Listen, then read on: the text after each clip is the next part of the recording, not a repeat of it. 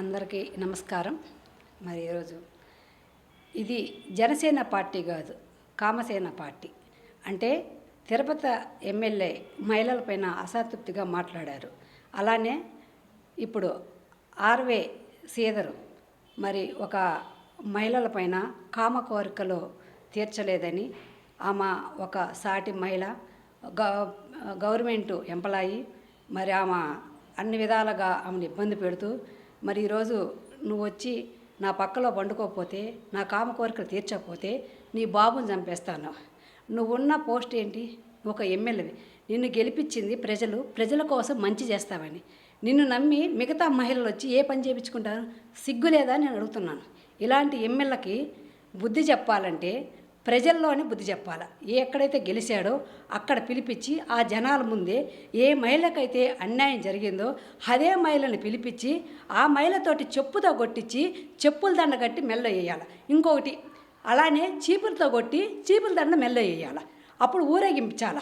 అంటే మిగతా ఏ ఎమ్మెల్యేలకు కూడా ఇలాంటి పిచ్చి పనులు చేయకుండా, ఇలాంటి దౌర్భాగ్యాలు పాల్పడకుండా ఇంకొకరు భయం వేస్తుంది అనమాట.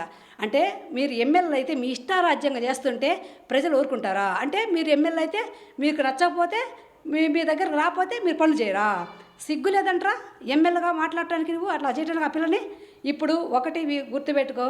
అలానే పవన్ కళ్యాణ్ అడుగుతున్నాను, అయ్యా పవన్ కళ్యాణ్, మరి ప్రతిదీ నేను మహిళలకి అండగా ఉంటాను, నేను మహిళలకు అండగా ఉంటాను, మహిళలకు ఎక్కడ ఏ అన్యాయం జరిగినా నేనే ముందు ఉంటానన్నావు. ఎక్కడున్నావయ్యా? ఎక్కడ పోయావు? లేస్తే చంద్రబాబు నాయుడు ఏది చెబితే అది నువ్వు పాఠం పడుతున్నావు. అది బాగానే ఉంది. నువ్వు లేతే జగన్ అన్న దొరికిల్లా. జగన్ అన్న గురించి ఎక్కడ జగనన్ను ఏం చేశాడు జగనన్న? మరి జగన్మోహన్ రెడ్డినే పొద్దుగులు విమర్శించడం జరిపోయాయి నీకు. లేదంటే జగన్ నేనున్నాక జగన్ రాడు, జగన్ నేను రానివ్వను. నువ్వెవరు అయ్యా జగన్ రానియటానికి? ఇదేమి నీ ఇంట్లో పెళ్ళి కాదు, నీ ఇంట్లో జగన్ రానియటానికి. ఇది ప్రజల తీర్పు. ప్రజలు ఎవరికైతే తీర్పిస్తే వాళ్ళు ప్రజలు గెలిపించుకుంటారు. అంతేగాని నీలాంటి ఎమ్మెల్యేలు పెట్టుకొని ఇలాంటి ఎమ్మెల్యేలతోటి నువ్వు గెలవటం అనేది ఎప్పటికీ కాదు. ఇంకోటి గుర్తుపెట్టుకో, నేను ఏదైతే అన్నానో ఇలాంటి ఎమ్మెల్యేకి ఇలానే శిక్షించకపోతే పవన్ కళ్యాణ్ నీకు ఒకటే చెప్తున్నాను, రేపటి రోజున ఇంకొక రకంగా ఉంటుంది. ఇది గుర్తుపెట్టుకొని పొద్దుగూకు నువ్వు జగన్మోహన్ రెడ్డి గురించి మాట్లాడటం కాదు.